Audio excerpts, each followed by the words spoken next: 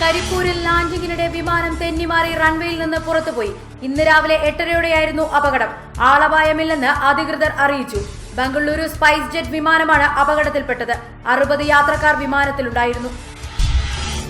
തിരുവനന്തപുരത്ത് RSS പ്രവർത്തകൻ കൊല്ലപ്പെട്ട സംഭവത്തിൽ വിശദീകരണത്തിനായി മുഖ്യമന്ത്രിയെ വിളിപ്പിച്ച വിവരം ട്വീറ്റ് ചെയ്ത ഗവർണറുടെ നടപടിയെ വിമർശിച്ച് CPIM സംസ്ഥാന സെക്രട്ടറി കോടിയേരി ബാലകൃഷ്ണൻ.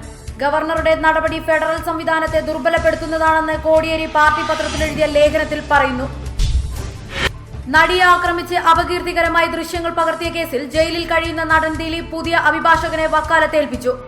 മുതിർന്ന അഭിഭാഷകൻ B. രാമൻപിള്ള ഹൈക്കോടതിയിൽ ഇനി ദിലീപിന് വേണ്ടി ഹാജരാകും. ഇപ്പോഴത്തെ സാഹചര്യത്തിൽ സ്ത്രീപീഡന കേസുകളിൽ സുപ്രീം കോടതിയുടെ നിലപാട് പ്രതികൾക്ക് അനുകൂലമല്ല എന്ന നിയമോപദേശത്തെ തുടർന്നാണ് ജാമ്യത്തിനായി ദിലീപ് ഹൈക്കോടതിയെ തന്നെ ഒരിക്കൽ കൂടി സമീപിക്കുന്നത്.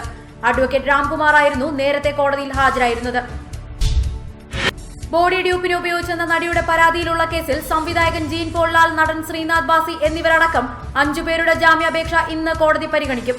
ഹണി ബി 2 എന്ന സിനിമയിൽ മറ്റൊരാളുടെ ശരീരം ചിത്രീകരിച്ച് തന്റേതെന്ന പേരിൽ പ്രദർശിപ്പിച്ചെന്ന് ആരോപിച്ച് നടി നൽകിയ പരാതിയിലാണ് കേസ്.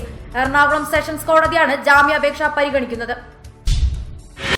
ലോകത്തെ ഞെട്ടിച്ച വാനാക്രയെ പിടിച്ചുകെട്ടിയ മാർക്കസ് ഹച്ചിനെ പോലീസ് അറസ്റ്റ് ചെയ്തു. ഓൺലൈൻ പണമിടപാടുകൾ സംബന്ധിച്ച വിവരങ്ങൾ കമ്പ്യൂട്ടറിൽ നിന്ന് ചോർത്തിയെടുക്കുന്ന മാൽവെയറുകൾ നിർമ്മിച്ചതിനാണ് അമേരിക്കൻ പോലീസ് ഇയാളെ അറസ്റ്റ് ചെയ്തത്. ക്രോണോസ് എന്ന പേര് നൽകിയിരിക്കുന്ന മാൽവെയറിലൂടെയാണ് പണമിടപാടുകളുടെ വിവരങ്ങൾ ചോർത്തിയത്. അതിന്റെ നിർമ്മാണ പ്രവർത്തനങ്ങളിൽ പങ്കാളിയായി എന്നതാണ് മാർക്കസിനെതിരെയുള്ള കേസ്.